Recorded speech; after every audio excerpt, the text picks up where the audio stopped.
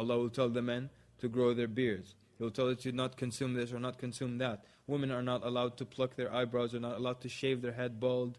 People are not allowed to alter their face, So if anyone had plans for extreme makeover or something like that, just put that aside. You're not allowed to tattoo yourself. Why? Because you don't own it. Just like now if you were to get a rental car, right? So say you want to, at least for one day in your life, drive a nice fancy sports car. Just enjoy it. So you go rent a Hyundai Accent, right? So, just want to make sure everyone's awake.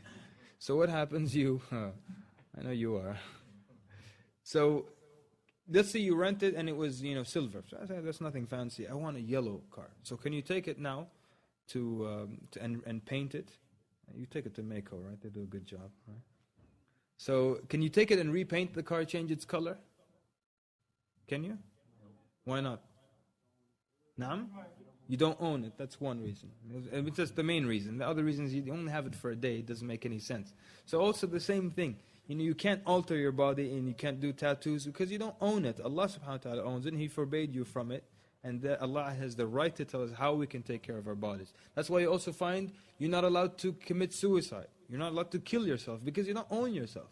If you owned yourself, it would be okay. You're not even allowed to kill yourself because you don't own yourself.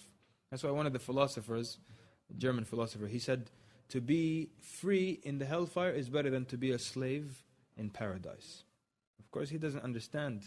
And there's nothing that will make him less of a slave of Allah in the hellfire than in paradise. Because everyone is a slave of Allah. And just as a note here, just so we know, when Allah subhanahu wa ta'ala refers to the Prophet ﷺ as his abd, we said abd has two meanings, slave and worshipper, right? So when Allah subhanahu wa ta'ala refers to the Prophet ﷺ as abd, just like for example in Surah Al-Isra, Subhanalladhi asra bi'abdihi.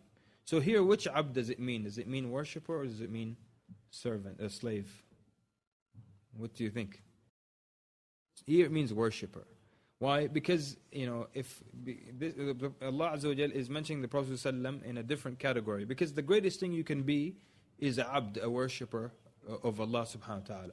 And that's why you find of the most beloved names to Allah are Abdullah and Abdul Rahman.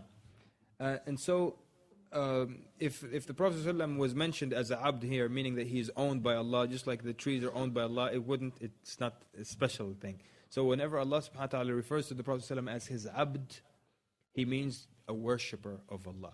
But whenever the Prophet ﷺ refers to himself as abd, which one do you think it means? Slave, exactly. Because when the Prophet ﷺ describes himself as slave, many other meanings fall under this one word. And this is part of the commentary of Imam al-Nawawi on hadith, in which the Prophet ﷺ says, whoever believes in Allah, that Muhammad is Abdullah wa Rasuluh, that he's his slave. The fact that the Prophet ﷺ refers to himself as a slave of Allah, it means a lot of things. One thing, it means that he's not divine. So that means, and a lot of Muslims today claim divinity to the Prophet ﷺ, or they say he's still alive, sallallahu alaihi wasallam, and he's with us. I remember one time one of our shuyukh, he said, I was in Medina, we prayed Isha, and then after the Salah, I saw someone turning, this was in Medina, yeah? He turned to the grave of the Prophet ﷺ and made dua. So he said, I went to give him advice. I told him, listen, the dua is only towards Allah, and the Prophet ﷺ has passed away. He said, wait a minute, the Prophet ﷺ didn't pass away. He's with us, and he just prayed Isha with us. So the Shaykh said something very nice to him. He said, he prayed Isha with us? And I said, yeah. He said, why didn't you make sure the Prophet ﷺ led the Salah, ya akhi? Would it make sense the Prophet ﷺ is alive and someone else leads the Salah?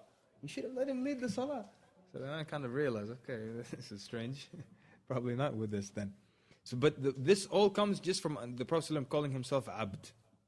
That he's also owned by Allah subhanahu wa ta'ala. طيب.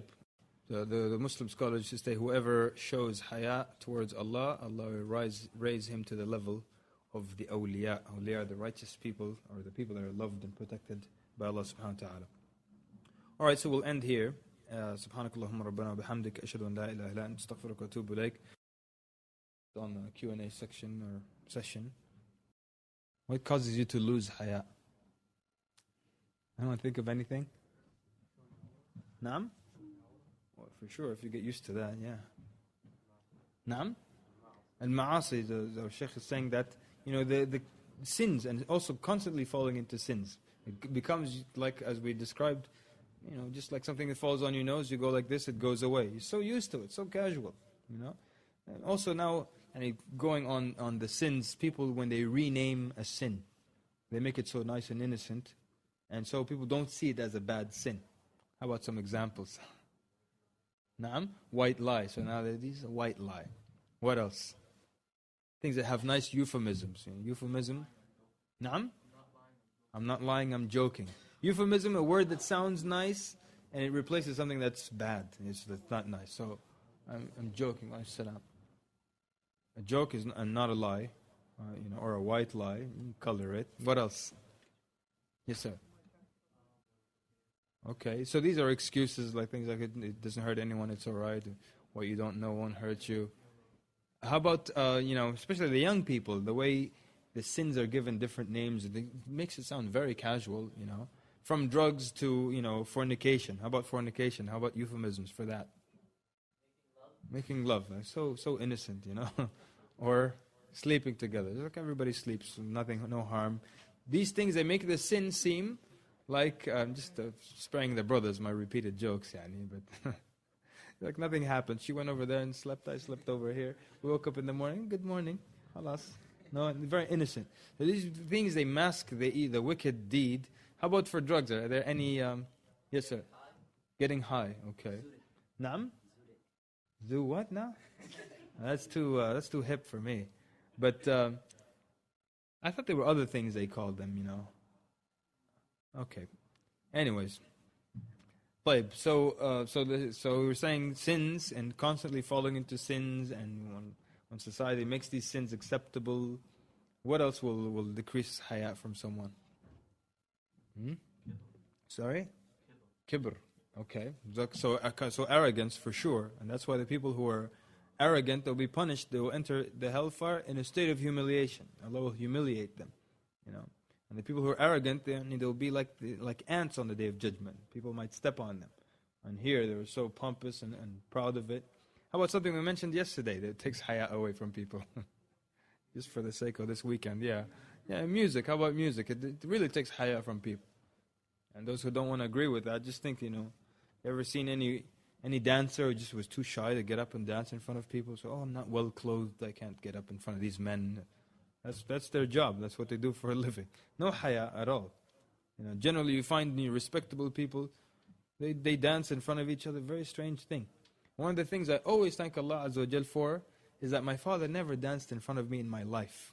That's why I always respect my father. And I look at my friends, I feel sorry for them. Like they would go to these public things when we were young, and my friend over here, Hassan, and his father is dancing up and down with his mother. La ilaha illallah. How would you feel if you see your father dancing in front of you? What a horrible... I can't imagine what it's like, but I think it's a horrible thing to see your father dancing in front of you. I don't know, I'm going into a crazy tangent, but... طيب, anything else that decreases haya? Naam? Cursing. SubhanAllah. Cursing for sure it does. And these people who curse, obviously they have no regard that Allah is listening. They have no regard that the angels will record every bad word. Allah Azza wa Jalla says, مَا يَلْفِظُ مِنْ قَوْلٍ إِلَّا لَدَيْهِ رَقِيبٌ عَتِيدٌ. Not a word does he utter except that it's recorded. It's received and recorded. And these people who use bad words, imagine on the Day of Judgment, you open your book and you use this bad word 50,000 times. That bad word so many thousand times. It's a nightmare. If people were told that, well, khalas, we'll leave that for part 2. طيب, anything else what else decreases haya? Anything else? Can you think of anything? I've run out of things. Naam? Yeah, so like we mentioned, so just like we mentioned, if you reverse the points we talked about, like if you know the greatness of Allah, you get more haya. The less you know about Allah Azza wa Jal, the less haya you will have. The less haya you will have. Yes, sir. Naam? Jazakallah khair. Actually, the brother was up front here. He said that as well. So the way you dress. And it's kind of, the more Iman you have, the more you cover. The less Iman, the less you cover. The worse you dress. Yes, sir? All right. But I think we're done, right? طيب جزاكم الله خير. صلى الله